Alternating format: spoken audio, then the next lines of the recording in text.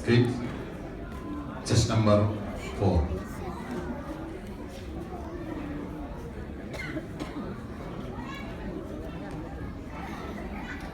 കൂട്ടുകുടുംബത്തിന്റെ പിന്തുണപ്പിൽ നിന്നും അണുകുടുംബത്തിന്റെ അരക്ഷിതത്വത്തിലേക്ക് കാലം വഴി വീണപ്പോൾ അഭയാർത്ഥികളാകേണ്ടി വന്നവർ വയോധികർ. അവരെ വഴിയാധാരമാക്കിയവർക്ക് കാലം കരുതി വെച്ചത് കാണാം. ടീം ഭൈരവി അവതരിപ്പിക്കുന്നു അഭയാർത്ഥികൾ.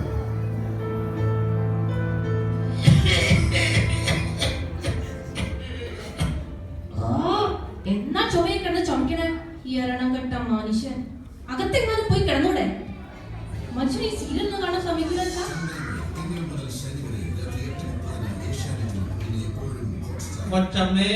ഓ പേടിപ്പിച്ച് കളഞ്ഞോടോ നീ. ചായ, സ്പെഷ്യൽ ചായ. നാശം. ഈ ബംഗാളികളെയൊക്കെ പണിക്ക് വെച്ച എന്നാ വേണം പറയാൻ. എന്തായാലും എന്റെ കെട്ടിയോനുണ്ടാക്കുന്ന ചായയിലും നല്ലതാ. ഒരൊറ്റ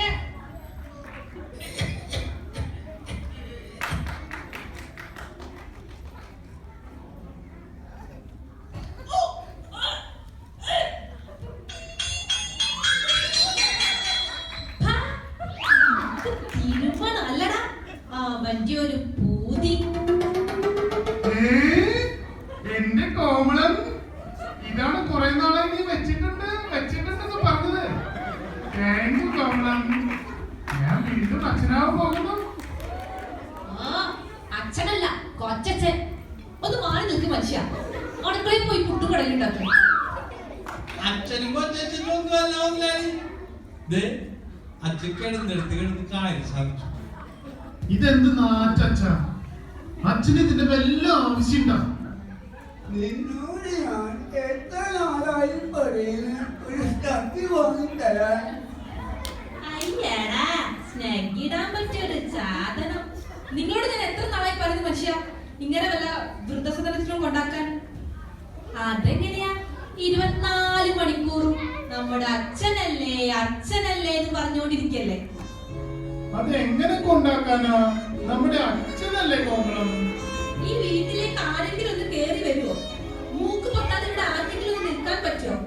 മനുഷ്യ, ഇന്നാളെ ക്ലബിലെ സൂസി എന്നോട് ചോദിക്കുക, എന്നാ കോമളം നിന്റെ വീട്ടിലേക്ക് ഞങ്ങളെയൊക്കെ ഒന്ന് വിളിക്കാമെന്ന്. ദൈവം തമ്പുരാനാണ് എന്റെ തൊലിയൊക്കെ ഉരിഞ്ഞു പോയി. അങ്ങനെ പറയല്ലേ കോമളം. ഇത് നമ്മുടെ അച്ഛനല്ലേ കോമളം. പോയി പുട്ടും കടലുണ്ടാക്കും മനുഷ്യ.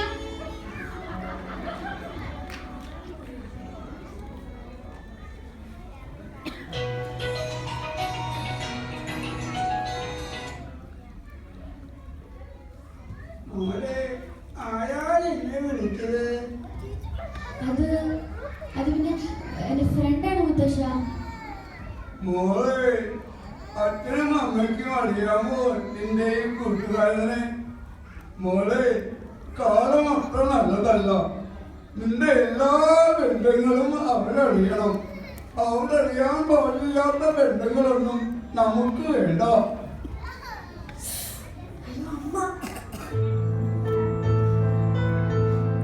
BPL കാർഡുള്ള വൃദ്ധർക്ക് വൃദ്ധസദനത്തിൽ സൗജന്യ അഡ്മിഷൻ. അയ്യോ എന്റെ ശശിയേട്ടാ, പോയി ആ കിഴങ്ങിനെന്ന് വിളിക്കടാ. കോമളം, അടുക്കളയിൽ ഒന്നും റെഡി ആയിട്ടില്ല. നീ ഇങ്ങനെ കിടന്ന് എന്നെ വിളിച്ചാലോ? ഇതൊന്ന് നോക്കിയേ. ഈ പരസ്യത്തിലുള്ള സാം തവനൂർ നിങ്ങളെ സുഹൃത്തല്ലേ? അതൊന്നും പറ്റില്ല കോമളം. ഇത് നമ്മുടെ അച്ഛനല്ലേ കോമളം. ഇനി പറ്റുമോ?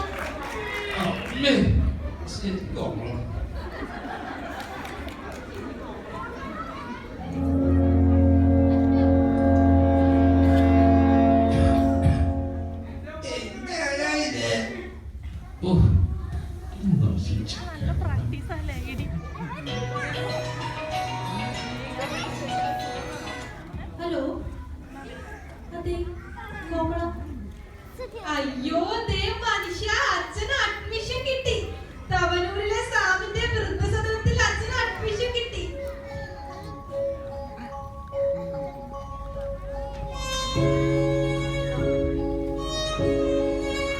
അച്ഛാ, ദേ ഈ കത്ത് വെച്ചു. എല്ലാം ഞാൻ അതിൽ എഴുതിയിട്ടുണ്ട്. ഞാനെന്റെ കൊച്ചുമോളെ ഒന്ന് കണ്ടോട്ടോ. അയ്യോ ഇതേ അച്ഛൻ പോണ്. അച്ഛനോട് പോകല്ലേന്ന് പറ ശശിയേട്ടാ. അയ്യോ അച്ഛൻ പോയോ പോയോ പോയോ പോയോ? ദേ ശശിയേട്ടാ, അച്ഛൻ പോയി.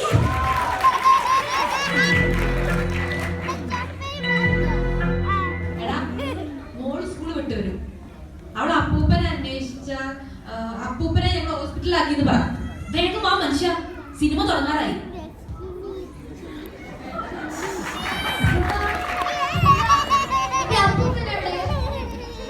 അപ്പൂപ്പ ഹോസ്പിറ്റലില്ല. മോൾ പോയി കുടിച്ചിട്ട് വാ. നമുക്ക് ഹോസ്പിറ്റലിൽ പോവാം.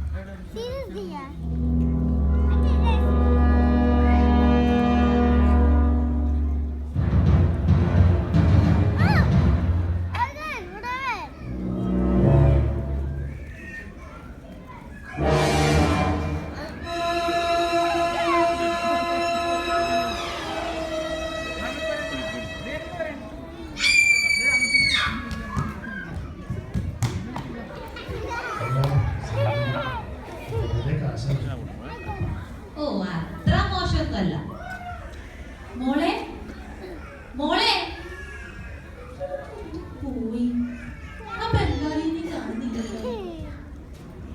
ശശിയേട്ടാ, മോളെ, എന്റെ പൊന്നും മോളെ. അയ്യോ എന്റെ മോളെ, എന്റെ മോളെ. അയ്യോ എന്റെ മോളെ. എന്റെ ദൈവമേ, എന്റെ മോള്. ശശിയേട്ടാ, നമ്മുടെ മോളെ. എന്റെ അച്ഛനുണ്ടായിരുന്നെങ്കിൽ ഇങ്ങനെയൊക്കെ ഉണ്ടാകുമായിരുന്നോ?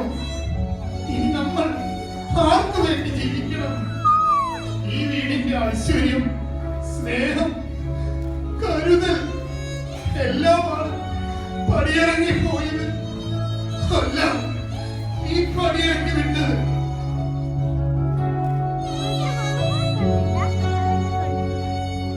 അഭയാർത്ഥികൾ എന്ന ഈ രംഗാവിഷ്കാരത്തിന്റെ പേരിൽ കുറച്ച് ദിവസത്തിന് മുമ്പ് നവമാധ്യമങ്ങളിൽ കാണപ്പെട്ട 2 മുഷിഞ്ഞ കടലാസ പ്രശ്നങ്ങളാണ്. ഒന്ന്, തവനൂരിലേക്ക് വൃദ്ധ